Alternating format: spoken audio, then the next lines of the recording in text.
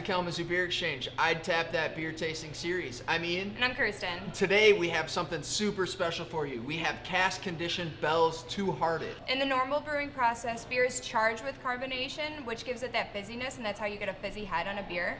Cask beers are a little bit different because they are going to be unfiltered and unpasteurized, but they are naturally carbonated inside the cask. Before current brewing processes, this is how beers were made and distributed throughout the world. So when you're making a cask, in between the two fermentations, you add sugar to help create the beer you're getting in final fermentation. Because there's still that live yeast on the bottom of the cask, so when you add those sugars, it allows that natural fermentation process, and it gives you those complex aromas and flavors in a cask beer.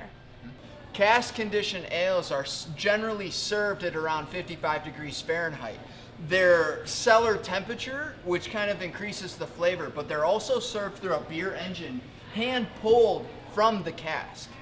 So this is the same 100-point rate beer, same two-hearted, it's just cask conditioned. So let's try this beer out. Yeah, of course. On the appearance of things, it looks like normal Two-Hearted to me. Looks like the same beer we're about to drink. It's definitely that clear, light amber. It's very, very clear. Just a creamier head, that's probably the only big difference. Smell-wise, you still get those piney hops, a little sweet maltiness. It's definitely easier to drink. It's not as bitter on the start, but it still has that lingering bitter finish. But it's still very balanced and very smooth.